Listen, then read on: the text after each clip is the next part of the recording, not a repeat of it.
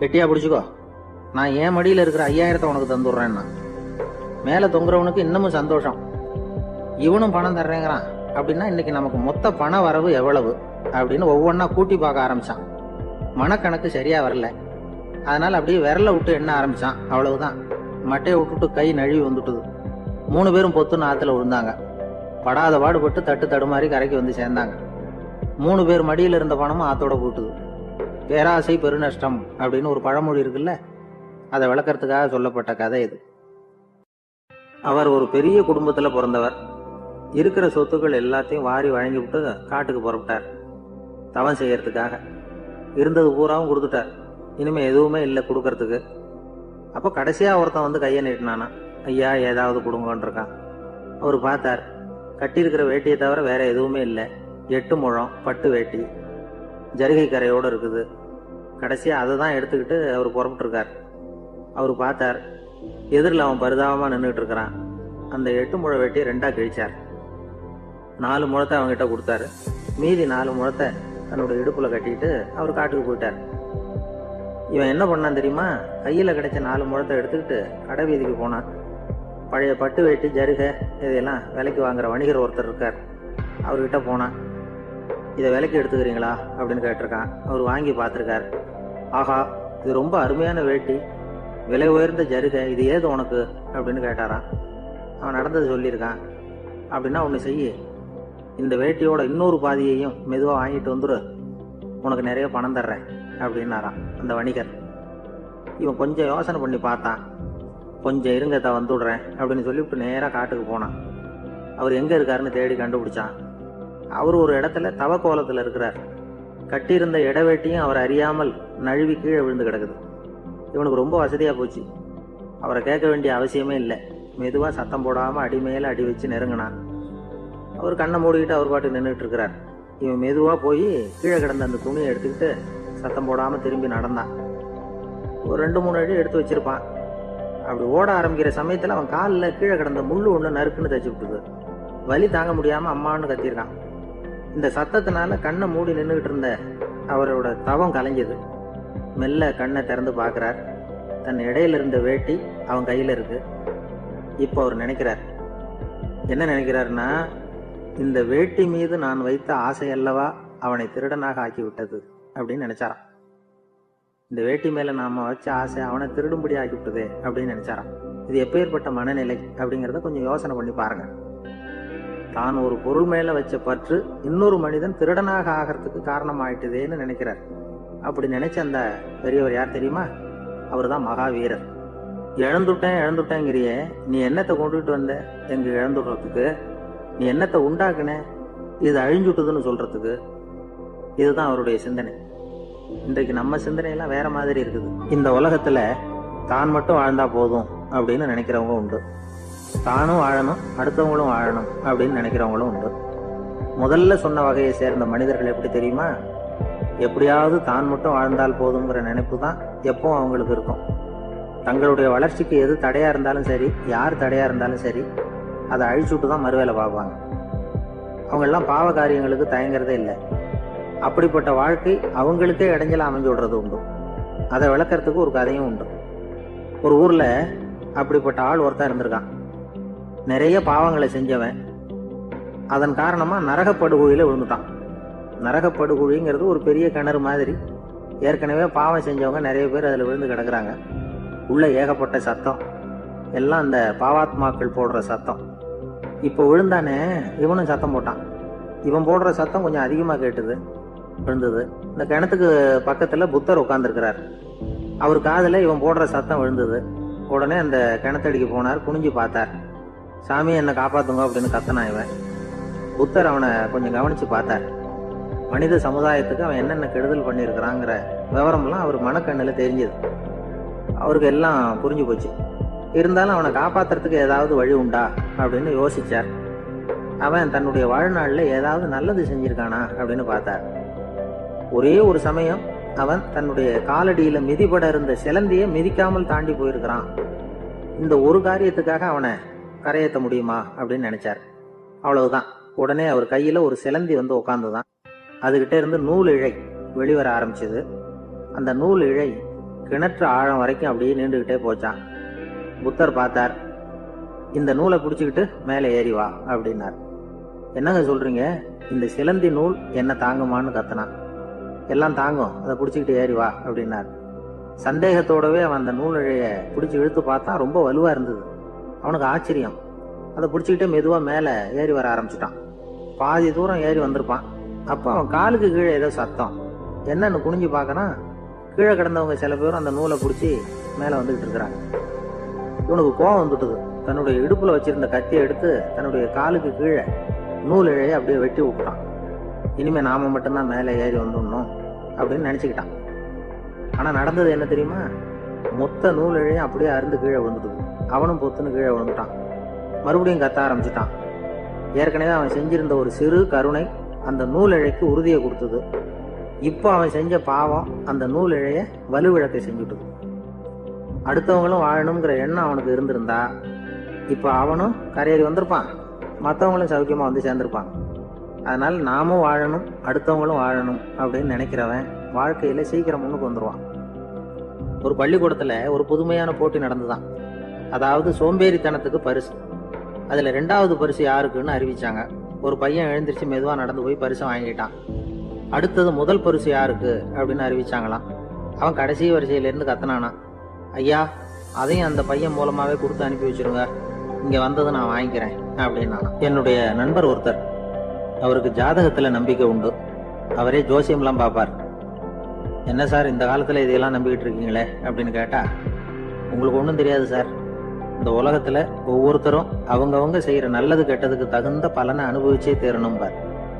அது மட்டும் இல்ல, ஒருத்தர் செத்துட்டா கூட அவன் செஞ்ச பாவ புண்ணியங்கள் கூடவே போய்கிட்டு இருக்கும் பார். அது எப்படி கூட போவோம் அப்படின்னு குதர்க்கமா கேட்டா, அதுக்கு அவர் ஒரு கதை சொன்னார். அது ரொம்ப சுவாரஸ்யமா இருந்தது. அது என்ன கதைன்னா, ஒரு ஊர்ல ஒருத்தர் இருந்தாராம். அவர் ஜோசியம் பாக்குறதுல ரொம்ப கெட்டிக்காரரான். ஒருத்தருடைய தலைமுடியை மட்டும் அவர்கிட்ட காட்டினா போதும், அதை மட்டும் பார்த்துட்டு அவருடைய ஜாதகத்தையே அலசி போடுவாராம். அப்பேற்பட்ட திறமை. அந்த ஆள் ஒரு சமயம் கன்னியாகுமரி கடற்கரைக்கு போயிருந்திருக்கார். அங்க கரை ஓரமா ஒரு மண்டை ஓடு கிடந்திருக்கு. அதை எடுத்து பார்த்திருக்கார். அந்த மண்டை ஓட்டை வச்சுக்கிட்டே அதோட ஜாதகத்தை அலசியிருக்கார். இந்த மண்டை ஓட்டுக்கு உரிய ஆசாமி வாழ்க்கையில ரொம்ப கஷ்டப்பட்டிருக்கணும், நிறைய கஷ்டத்தை அனுபவிச்சிருக்கணும். அது தாங்க முடியாம தான் கடல்ல விழுந்து தற்கொலை பண்ணிட்டு இருக்கான் அப்படிங்கறத அவரு கணிச்சுட்டார். இருந்தாலும் இந்த மண்டை ஓடு இன்னமும் அனுபவிக்க வேண்டியது பாக்கி இருக்கு அப்படிங்கறத அவர் உணர்ந்தாராம். அது சரி, ஒருத்தன் உயிரோடு இருக்கிற வரைக்கும் நல்லது கெட்டதை அனுபவிக்க முடியும், செத்ததுக்கு அப்புறமும் பாக்கி இருக்குன்னா அதை எப்படி அனுபவிக்கிறது? இந்த மண்டை ஓட்டுக்கு இன்னும் கொஞ்சம் பாக்கி இருக்குங்கிறது அவருக்கு புரிஞ்சதே தவிர அதோட அர்த்தம் என்னங்கிறது சரியா விளங்கல.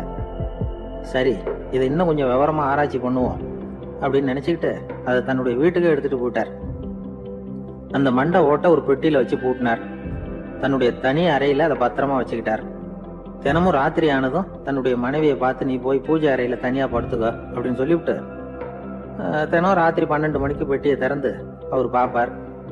மண்டை ஓடு அப்படியே இருந்தது தவிர இன்னும் கொஞ்சம் பாக்கி இருக்குங்கிறதுக்கு அர்த்தம் அவருக்கு விளங்கல. அந்த மண்டை ஓட்டுக்கு இன்னும் என்ன பாக்கி இருக்க போகுது? இப்படியே ஒரு 10 நாள் போச்சு. இந்த வீட்டம்மாவுக்கு சந்தேகம் வந்துட்டுது. நம்ம வீட்டுக்காரரு நம்மளை தனியா ஏன் தூங்க சொல்றார் அப்படிங்கிற சந்தேகம். உடனே பக்கத்து வீட்டு அம்மா கிட்ட விஷயத்த சொல்லியிருக்கிறாங்க. அந்த அம்மா உடனே, நீ கவலைப்படாத, நான் கண்டுபிடிச்சு சொல்றேன் அப்படின்னு சொல்லிவிட்டாங்களாம். அன்னைக்கு ராத்திரியே ஜன்னல் வழியா எட்டி பார்த்துருக்குறாங்க. இந்த ஆள் மண்டை ஓட்டை கையில வச்சுக்கிட்டு அது திருப்பி திருப்பி பார்த்துக்கிட்டு இருக்கிறான். அதை பார்த்துட்டாங்க. மறுநாள் காலையில அவரோட மனைவியை பார்த்தாங்க. ஏம்மா, உன் வீட்டுக்காரருக்கு நீ முதல் மனைவியா 2வது மனைவியா அப்படின்னு கேட்டாங்களாம். எனக்கு தெரிஞ்ச வரைக்கும் நான் ஒருத்தி தான் அவருடைய மனைவி அப்படின்னாங்களாம் அவங்க. அப்படி இல்ல, நீ அவருக்கு 2வது மனைவி. முதல் மனைவியின் மண்டை ஓட்டை தான் அவர் தினமும் ராத்திரியில எடுத்து பார்த்துக்கிட்டு இருக்கிறார் அப்படின்னாங்க அடுத்த வீட்டு அம்மா. அப்படியா விஷயம் அப்படின்னு சொல்லிவிட்டு கணவன் வீட்டுல இல்லாத நேரமா பார்த்து அந்த மண்டை ஓட்டை எடுத்து கொண்டாந்து ஒரு உரல்ல போட்டு உலக்கையால குத்தி நொறுக்க ஆரம்பிச்சுட்டாங்க.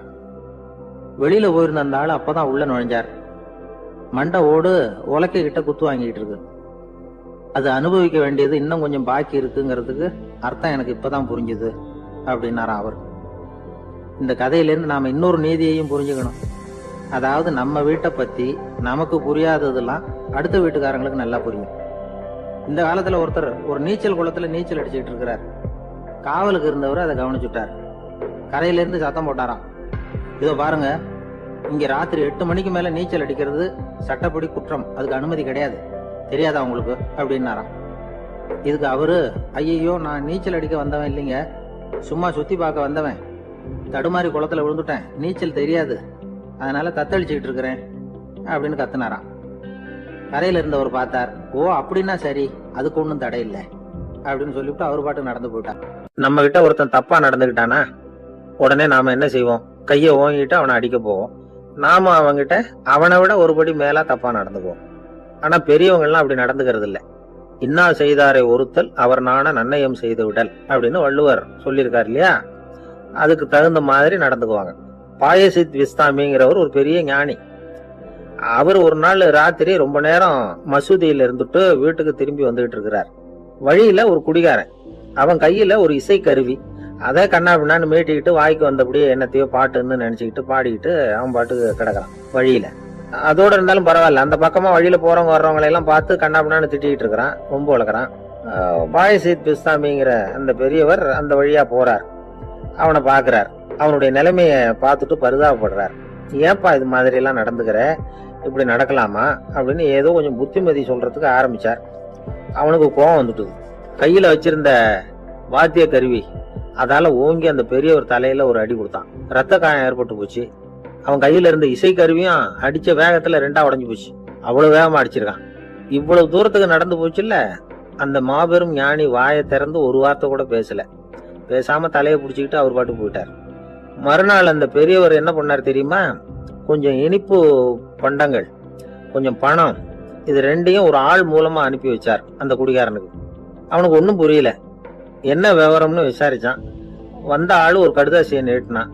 அதுல விவரம் இருந்தது. ஞானி எழுதியிருக்கிறார், இதை பார்ப்பா, உங்களுடைய இசைக்கருவி உடையறதுக்கு என்னுடைய தலை காரணமா ஆயிட்டுது, அதுக்காக நான் ரொம்ப வருத்தப்படுறேன், அதுக்காக தான் பணம் அனுப்பி வச்சிருக்கேன், வேற புதுசா ஒரு இசைக்கருவி வாங்கிக்கோ. அப்புறம் இன்னொரு விஷயம், நேற்றுக்கு ராத்திரி என்கிட்ட ஏகப்பட்ட கசப்பான வார்த்தைகளை பேசினேன், இதோட அனுப்பி இருக்கிற இனிப்பு பண்டங்களை சாப்பிட்டு உன்னுடைய நாவல உள்ள கசப்பை மாத்திக்கும் அப்படின்னு அதுல எழுதப்பட்டிருந்தது. இந்த சமயத்துல அவன் குடி மயக்கத்துல இல்ல, தெளிஞ்சு போயிருந்த நேரம் அது. அதனால அதை படிச்ச உடனே அவனுக்கு ரொம்ப வெக்கமா போச்சு. தலை குனிஞ்சான், யோசனை பண்ணான். கொஞ்ச நேரத்துல தன்னுடைய நண்பர்கள் சில பேரையும் கூப்பிட்டுக்கிட்டு நேரம் அந்த ஞானி இருக்கிற இடத்துக்கு ஓடினான். அவர் காலில் விழுந்தான், அவர்கிட்ட மன்னிப்பு கேட்டுக்கிட்டான். பெரியவங்களே தெரியாம நான் இந்த பாவ செயலை பண்ணிவிட்டேன், என்னை மன்னிச்சுங்க, உங்களுடைய பொறுமையும் போதனையும் என்னுடைய கண்ணை திறந்துட்டுது, இனிமே நானும் என்னுடைய நண்பர்களும் நல்ல வழியில திருந்தி வாழ போறோம் அப்படின்னா. ஞானி செய்த நன்னயம் குடிகாரனை எப்படி திருத்திருக்கு பாத்தீங்களா. இந்த கதையை கேட்டுட்டு ஒருத்தர் சொன்னார், என் வாழ்க்கையில கூட அப்படி ஒரு சம்பவம் நடந்தது சார். நானும் ஒரு நாள் ராத்திரி ஓவரா குடிச்சிட்டு ஒரு கிட்டாரை வாசிச்சுக்கிட்டு கண்ணாபின்னான்னு உளறிக்கிட்டு திட்டிக்கிட்டு இருந்தேன். அந்த சமயம் அந்த வழியா ஒருத்தர் வந்தார், ஓங்கி தலையில ஒரே ஒரு அடி, ரத்தம் வந்துட்டுது. அதுக்கப்புறம் என் மனசு தெரிஞ்சுட்டுது சார் அப்படின்னார். அப்படியா என்ன ஆச்சரியமா? ஆமா சார், அடி விழுந்தது அவர் தலையில இல்ல, என் தலையில. வந்தவர் என்ன அப்படி அடிச்சுட்டார். மயக்கம் தெளிஞ்சதுக்கு அப்புறம் தான் எனக்கு விவரம் புரிஞ்சது, அவர் ஒரு போலீஸ்காரரு அப்படின்னார் ரொம்ப சோகமா. ஒரு ஆளு இன்னொருத்தங்கிட்ட ஒரு கொடை கடன் வாங்கியிருந்தான், திருப்பி கொடுக்கல. கொடைய கொடுத்தவன் கேட்டான், என்கிட்ட கடன் வாங்கினிய கொடை, அதை கொஞ்சம் திருப்பி தர்றியான்னா. அது உனக்கு இப்போ அவசரமா தேவைப்படுதா அப்படின்னு கேட்டான் இவன். எனக்கு தேவைப்படல, அந்த கொடைய நான் யாருகிட்ட வாங்கியிருந்தேனோ அவனுக்கு இப்போ அது அவசரமா தேவைப்படுது அப்படின்னு நானும். அந்த ஆள், அந்த ஆளுக்கு பேச தெரியாது, அவர்கிட்ட கொஞ்சம் எச்சரிக்கையா நடந்துக்கோ அப்படின்னு சொல்றது உண்டு. அப்படின்னா என்ன அர்த்தம், அவர் இன்னமும் குழந்தையாவே இருக்கிறாரு, இன்னும் பேச்சு வரலன்னு அர்த்தம்? அப்படி இல்லை, அவருக்கு நாகரிகமா பேச தெரியலன்னு அர்த்தம். பேசுறதுங்கிறது மனுஷனால மட்டுமே முடியக்கூடிய ஒரு காரியம்.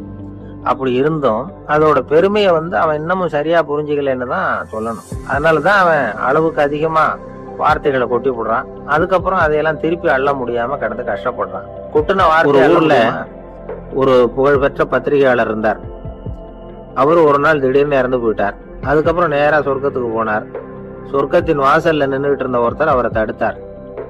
இத பாரு, ஏற்கனவே இங்க 12 பத்திரிகையாளர்கள் இருக்கிறாங்க, அவங்களுக்கே இங்க வேலை இல்லை. அதுக்கு என்ன காரணம்னா, சொர்க்கத்துல திடுக்கிடும் செய்திகள்லாம் ஒன்றும் கிடையாது, அப்படி என்ன இருக்க போகுது, இங்க எல்லாம் அது ஒழுங்கா நடந்துகிட்டு இருக்கோம். எல்லாம் ஒழுங்கா நடந்தா பத்திரிகைகளுக்கு சுவாரஸ்யமான கொலை கொள்ளை தீ வைப்பு இது மாதிரி எதுவும் இங்க இல்ல. ஏற்கனவே இங்க இருக்கிறவங்க எல்லாரும் மரத்தடியில உட்காந்துக்கிட்டு தியானம் பண்ணிட்டு இருக்கிறாங்க. அந்த ஒரே செய்தி தான் தினமும் இங்க வந்துகிட்டு இருக்குது. அதை படிக்கிறதுக்கே இங்க ஆள் கிடையாது. அதனால நான் என்ன சொல்றேன்னா, நீ பேசாம நரகத்துக்கே போயிடு. அங்க எவ்வளவோ நிகழ்ச்சிகள் நடந்துகிட்டு இருக்கு. அங்கதான் அதிகமான பத்திரிகையாளர்கள் தேவைப்படுறாங்க. அங்க உனக்கு நிறைய வேலை இருக்கும். அதை செய்யறதுல நீயும் மகிழ்ச்சியா இருக்கலாம் அப்படின்னு சொன்னாராம். அங்க அந்த சொர்க்கத்தின் வாசல்ல நின்றுட்டு இருந்தவர். இந்த பத்திரிகையாளர் அங்கேயே நின்று கொஞ்சம் யோசனை பண்ணார். இவருக்கு சொர்க்கத்திலே இருக்கணும்னு தான் ஆசை. அதனால மெதுவா அவர்கிட்ட பேசினாராம். ஐயா, என்ன ஒரு 24 மணி நேரம் இங்க உள்ள இருக்கிறதுக்கு அனுமதி கொடுங்க. இங்க இருக்கிற பல பத்திரிகையாளர்களை எனக்கு தெரியும். அவங்கள சில பேரை சமாதானப்படுத்தி மெதுவா பேசி நரகத்துக்கு அனுப்பி வச்சுடுறேன். நான் இங்க இருந்துக்கிறேன். உங்க கணக்குப்படி 12 பேருக்கு மேல இங்க தாண்டாது, அப்படி பாத்துக்கிறேன் அப்படின்னாராம். அவரும் யோசனை பண்ணி பார்த்துட்டு, சரி அப்படியே உனக்கு அனுமதி கொடுக்குறேன். ஆனா ஒரு விஷயம், 24 மணி நேரம் தான் அனுமதி, அதுக்குள்ள எல்லாம் நடக்கணும் அப்படின்னு இருக்காரு. சரின்னு சொல்லிவிட்டு இந்த பத்திரிகையாளர் உள்ள போனார். யோசனை பண்ணார். திட்டம் போட்டு ஒரு பொருளையை கிளப்பி விட்டார். சக பத்திரிகையாளர்கள் எல்லாம் கூப்பிட்டு சொன்னாராம், இந்த பாருங்க, நரகத்துல ஒரு பெரிய தினசரி பேப்பரை கொண்டுகிட்டு வர்றதுக்காக திட்டம் போட்டுக்கிட்டு இருக்காங்க. அதுக்கு பல அதிகாரிகள் தேவைப்படுறாங்க. நிறைய சம்பளம் கிடைக்கும். யார் யாரெல்லாம் நரகத்துக்கு போக ஆசைப்படுறாங்களோ அவங்க எல்லாம் போகலாம் அப்படின்னு ஒரு பொருளையை கிளப்பி விட்டார். 24 மணி நேரம் கழிச்சு வாசல் பக்கம் போனார். அங்க இருந்தவர்கிட்ட எத்தனை பேர் வெளியேறினாங்கன்னு விசாரிச்சாராம். அப்போ அவரு இவரை, நீ வெளியே போகக்கூடாது, முதல்ல உள்ளதான் இருக்கணும் அப்படின்னு தடுத்தாராம். அப்புறம் சொன்னாராம், நீ சொன்ன செய்தியை கேட்டதும் இங்க இருந்த எல்லா பத்திரிகையாளர்களுமே நரகத்துக்கு போயிட்டாங்கப்பா, உள்ள யாருமே இல்லை, அதனால நீ உள்ளே இருக்கலாம் அப்படின்னாராம். இதை கேட்டதும் இந்த பத்திரிகையாளரே குழம்பி போயிட்டார். ஒருவேளை உண்மையிலேயே நரகத்துல புதுசா பத்திரிகை ஏதாவது ஆரம்பிக்க போறாங்களோ அப்படின்னு அவரே நினைக்க ஆரம்பிச்சுட்டாராம். அப்புறம் சொன்னாராம், ஐயா என்னை விட்டுருங்க, நான் நரகத்துக்கே போயிடுறேன், அங்க ஏதோ விசேஷம் இருக்கணும் அப்படின்னாராம். இல்லைன்னா இத்தனை பேரும் ஒட்டுமொத்தமா அங்க போறதுக்கு சான்ஸே இல்லை, என்ன தடுக்காதீங்கன்னு கெஞ்ச ஆரம்பிச்சுட்டாராம். மத்தவங்க நம்பணுங்கிறதுக்காக ஒரு பொருளையை கிளப்பி விட்டார். கடைசியில தானே அந்த பொருளைக்கு ஆளாயிட்டார். அதாவது பிறரை ஏமாற்றி அவரது மனம் கடைசியில அவரையே ஏமாத்த ஆரம்பிச்சுட்டு பாருங்க. நீங்க இப்படி அடுத்தவங்களை ஏமாத்துறதுக்கு உங்க மனசை பழக்கப்படுத்துறீங்க. ஆனா கடைசியில அதனால நீங்களே ஏமாற்றப்படுகிறீர்கள் அப்படிங்கிறது பெரியவர்களுடைய புத்திமதி. அதனால உங்க மனசுகிட்ட ரொம்ப எச்சரிக்கையா இருங்கோ அப்படிங்கிறாங்க. ஒரு ஆளு ஆத்துக்கு மீன் பிடிக்கிறதுக்காக போனான். இன்னும் விடியல. அதுக்குள்ள வலையை எடுத்துட்டு கிளம்பி போயிட்டான். வெளிச்சம் வர்றதுக்கு முன்னாடியே போய் சேர்ந்துட்டான். விடிகிற வரைக்கும் என்ன பண்றது, சும்மா கரையிலேயே உட்காந்து காலாட்டிட்டு இருக்கிறான். காலில் ஏதோ ஒரு சின்ன மூட்டை தட்டுப்பட்டது. இருட்டுல அது என்னன்னு சரியா தெரியல. மூட்டைக்குள்ள சின்ன சின்ன கல்லா நிறைஞ்சு இருக்குது. சும்மா பொழுது போகணுமேங்கிறதுக்காக இவன் அந்த மூட்டைக்குள்ள இருந்து ஒவ்வொரு கல்லா எடுத்து ஆத்துல வீசிக்கிட்டு இருக்கிறான். விடிகிற வரைக்கும் வேற வேலை இல்லைங்கிறதுனால எப்படி செஞ்சுக்கிட்டே உட்காந்துருக்கிறான். கிழக்க மெதுவா வெளிச்சம் தெரிய ஆரம்பிச்சது. பொழுது விடியறதுக்கான அறிகுறி. இதுக்குள்ள அந்த மூட்டையில இருந்த எல்லா கல்லையும் எடுத்து வீசி எறிஞ்சுட்டான். கடைசியா ஒரே ஒரு கல்லு மட்டும் தான் கையில பாக்கி இருந்தது. வெளிச்சம் வந்ததும் அந்த கல்லை பார்த்தா அப்படியே தகைச்சு போயிட்டான். அடடா, இது வரைக்கும் தெரியாம தப்பு பண்ணிட்டோமே அப்படின்னு நினைச்சான். ஏன் தெரியுமா, அவன் கையில இருந்து வெறும் கல்லு இல்ல, விலை வசந்த ரத்தன கல்லு. இருட்டுல என்னன்னு புரியாததுனால மூட்டையில இருந்த எல்லா ரத்தன கல்லையும் ஆத்துல வீசி எறிஞ்சிருக்கிறான். இப்போ அவனுக்கு அழுகையே வந்துரும் போல இருந்தது. வாழ்க்கைய வசதி ஆக்கிக்கிறதுக்கான வாய்ப்பு அவனுக்கு இருந்தது. இருந்தாலும் இருட்டுல அதை இழந்துட்டான். அந்த வகையில அவனுக்கு கொஞ்சம் அதிர்ஷ்டம் இருந்திருக்குது. அதாவது ஏதோ ஒரு வகையில இருந்திருக்குது. அதனாலதான் அந்த கடைசி கல்ல எரியறதுக்குள்ள வெளிச்சம் வந்துட்டு. பல பேருக்கு அந்த அளவு கூட அதிர்ஷ்டம் வர்றது இல்ல. எல்லாத்தையும் வீசினதுக்கு அப்புறம் தான் வெளிச்சம் வரும். என்னன்னு விவரம் தெரியாமலே எழுந்திரிச்சு வந்துருவாங்க. வாழ்க்கைங்கிறது ஒரு பெரிய புதையல். அதை புரிஞ்சுக்காம மனுஷன் அதை வீசி எரிஞ்சுக்கிட்டு இருக்கான் அப்படிங்கறதுதான் பெரியவங்க கருத்து. சில பேருக்கு புரிஞ்சுக்கிற நேரம் வரும், அதுக்குள்ள வாழ்நாள் எல்லாம் ஓடி போயிருக்கும். அதுக்கப்புறம் என்ன பண்றது? நம்ம ஆளுங்க அங்க போய் என்ன சொல்லுவாங்கன்னா, இந்த பாரு அங்க போவாத இங்க போவாதன்னு பயமுறுத்துறது உண்டு. சில பேர் அங்க பேய் இருக்குது, பிசாசு இருக்கு அப்படின்னு பொருளைய கிளப்பி விடுறது உண்டு. இருட்டு நேரம், காட்டு வழியா ஒருத்தன் போய்கிட்டு இருக்கிறான். அங்க பேய் பிசாசு நடமாட்டம் இருக்கிறதாக வதந்தி. இவன் பயந்துகிட்டே வேகமா போறான். காடு முடிஞ்சு மெயின் ரோட்டுக்கு வந்து சேர்ந்தான்.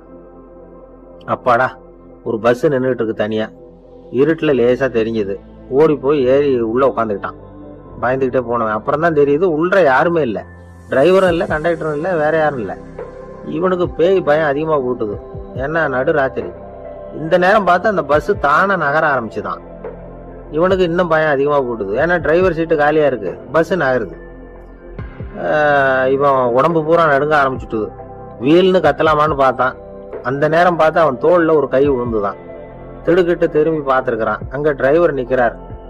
அவரு சொன்னாராம், ஏன்பா ஏற்கனவே பஸ் பிரேக் டவுன், நாங்கெல்லாம் பின்னாடி இறங்கி நின்று தள்ளிட்டு இருக்கிறோம், நீ மட்டும் ஜாலியா ஏறி உக்காந்துக்கிட்டியா, இறங்கி வந்து தள்ளப்பா அப்படின்னாராம். இருட்ட கண்டா பயம் உண்டாவதே அது ஏன்? இப்படி ஒரு கேள்வியை ஒரு பெரியவர்கிட்ட கேட்டாங்க. அதுக்கு அவர் பதில் சொல்றார், மனிதனுடைய ஆதிகால வாழ்க்கையில தொற்றி கொண்ட பயம் இது வேரூண்டி இருக்குது, இன்னமும் போகல. 50,000 வருஷங்களுக்கு முன்னாடி மனுஷன் குகைகள்ல வாழ்ந்தான். பகல்ல பயம் இருக்காது, ராத்திரியில மிருகங்கள் தாக்கும் கொல்லும், நிம்மதியா தூங்க கூட முடியாது. அதனால இந்த மனுஷனுக்கு இரவுன்னா மரணம் பயம் அப்படின்னு பழகி போச்சு. மனிதர்களுடைய எல்லா மனசையும் சேர்த்து மொத்தமா ஒரு மனசு உண்டு. மனிதர்களுடைய நினைவு இந்த மொத்த மனசுல பதிஞ்சிருக்கு, பரவுது. இந்த மொத்த மனசுல இருட்டு பற்றிய பயம் பதிந்து நீடிக்குது அப்படிங்கிறார் அவர். இந்த காலத்துல இரவை பகலாக்கிறதுக்கு எவ்வளவு விளக்குகள்லாம் வந்தாச்சு. ராத்திரியிலேயும் மிருகங்கள் தாக்குங்கிற நிலைமை இல்ல. பாதுகாப்பான வீடுகள் விலங்குகளும் விலகி போயிட்டு, விலங்குகள்லாம் விலகி போயிட்டு, வீடுகளும் பாதுகாப்பா இருக்குது. சரி, இருந்தாலும் அந்த பழங்கால பயம் இருட்டு பயம் இன்னமும் மனுஷனை விட்டு போகல. இன்னொரு விஷயம் என்னன்னா, இருட்டுல இருந்து வெளிச்சத்துக்கு வராத மனிதர்கள் இன்னைக்கு அதிகம். ஒரு பெரியவர்கிட்ட பேசிக்கிட்டு இருந்தேன். அவரு என்கிட்ட ஒரு கேள்வி கேட்டார். திருடர்கள் எத்தனை வகை தெரியுமா உனக்கு அப்படின்னார். இதுதான் அவர் கேட்ட கேள்வி. எதுக்காக என்ன பார்த்து அந்த கேள்வி கேட்டாரு தெரியல. இருந்தாலும் நான் அவருக்கு பதில் சொன்னேன். திருடர்கள்ல எத்தனையோ வகை உண்டுங்க. கார் திருடன், சைக்கிள் திருடன், முகமூடி திருடன், எப்படி சொல்லிட்டே போலாம். இருந்தாலும் என்னுடைய சிற்றறிவுக்கு எட்டுன வரையில திருடர்களை 2 வகையா பிரிக்கலாம் அப்படின்னு நினைக்கிறேன். ஒன்னு ராத்திரியில திருடுற திருடன், இன்னொருத்தன் பகல்ல திருடுற திருடன். அதாவது பகல் திருடன், ராத்திரி திருடன் அப்படின்னு பெரியவர் சிரிச்சார். என்ன சிரிக்கிறீங்களே, என்ன கள்வர்கள் 4 வகை அப்படின்னு ஆரம்பிச்சார். எப்படின்னு கேட்டேன். சாப்பாட்டுக்கு இல்லாம திருடுறாங்க பாருங்க, அது ஒரு வகையாம். சாப்பாட்டுக்கு இருந்தும் திருடுறாங்க பாருங்க, அது ஒரு வகையாம். இதை தவிர இன்னும் ஒரு 2 வகை திருட்டு உண்டு. அது என்னன்னா, ஆண்டவன் கிட்ட இருந்து நாம திருடுற திருட்டு, இன்னொன்னு என்னன்னா நம்ம கிட்ட இருந்து ஆண்டவன் திருடுற திருட்டு அப்படின்னார். எனக்கு ஒன்னும் புரியல. என்ன சார் இது, ஆண்டவனையே திருடன்னு சொல்றீங்களே அப்படின்னு ஆச்சரியமா. ஆமாங்க, ஆண்டவனை கல்வன்னு சொல்றது இல்லையா? காஞ்சிபுரத்துக்கு பக்கத்துல திருக்கார்வனம் அப்படின்னு ஒரு ஊர் இருக்கு. அங்க உள்ள பெருமாளுக்கு கல்வர்னு தான் பேரு. அது மட்டும் இல்ல, திருமங்கை ஆழ்வார் தம்முடைய திரு நெடுந்தாண்டகத்துல கார்வனத்துள்ளாய் கல்வா அப்படின்னு தான் அழைக்கிறார் அப்படின்னு நிறைய உதாரணம்லாம் சொல்ல ஆரம்பிச்சார். அதுக்கப்புறம் அவர்கிட்ட பேசி நான் புரிஞ்சுக்கிட்ட விவரங்களை தான் நான் இப்போ உங்ககிட்ட சொல்ல போறது. அதாவது அவர் சொன்ன முதல் வகை திருடர்கள் சாப்பாட்டுக்கு இல்லாம திருடுறவங்க. இவங்களை திருத்தி போடலாம். சாப்பாட்டுக்கு இருந்தும் பணம் சேர்க்கணுங்கிற ஆசையால பொய் கணக்கெல்லாம் எழுதுறாங்க பாருங்க, அவங்க தான் 2வது வகை.